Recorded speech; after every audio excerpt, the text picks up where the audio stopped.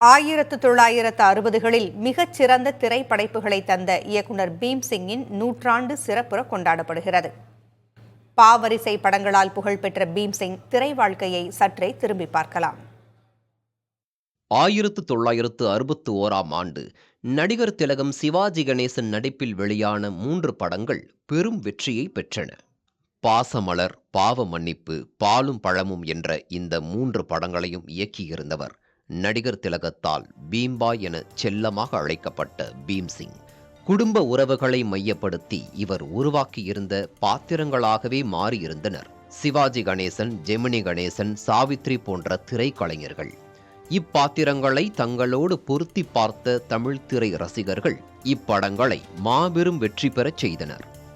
இத்தகைய நுட்பமான திரை அறிவை அவர் பெற்றது அந்நாளில் இரட்டை இயக்குநர்களாக புகழ்பெற்ற கிருஷ்ணன் பஞ்சுவிடம். தனது மனைவியின் சகோதரரான கிருஷ்ணன் மூலமே திரைத்துறைக்குள் நுழைந்தவர் பீம்சிங். கதை, திரைக்கதை, உரையாடல், இயக்கம் மட்டுமின்றி படத்தொகுப்பிலும் சிறந்த அனுபவத்தை பெற்று தேர்ந்தவர். 1954இல் கலைஞரின் எழுத்தில் உருவான அம்மையப்பன் திரைப்படம் மூலம் இயக்குனராக அறிமுகமானார் பீம்சிங். தொடர்ந்து ராஜா ராணி, பதிபக்தி போன்ற படங்களை தந்த பீம்சிங் பாகப்பிரிவினை, படிக்காத மேதை போன்ற படங்களின் மூலம் பெரும் புகழ் பெற்றார்.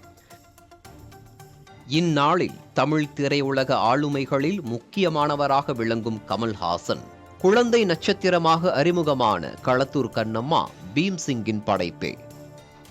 விஸ்வநாதன் ராமமூர்த்தி, கண்ணதாசன், பீம்சிங் இணைந்தால் அப்படங்களின் பாடல்கள் அனைத்தும் ரசிகர்களுக்கு விருந்தளிப்பவையாக அமையும். அவையும் அப்படங்களின் வெற்றிக்கு கட்டியம் கூறும். பாகப்பிரிவினை, களத்தூர் கண்ணம்மா, பாவ மன்னிப்பு, பாசமலர் போன்ற திரைப்படங்கள் தேசிய அளவில் அவருக்கு பாராட்டுக்களையும் பல்வேறு விருதுகளையும் பெற்றுத்தந்த படங்களில் முக்கியமானவை.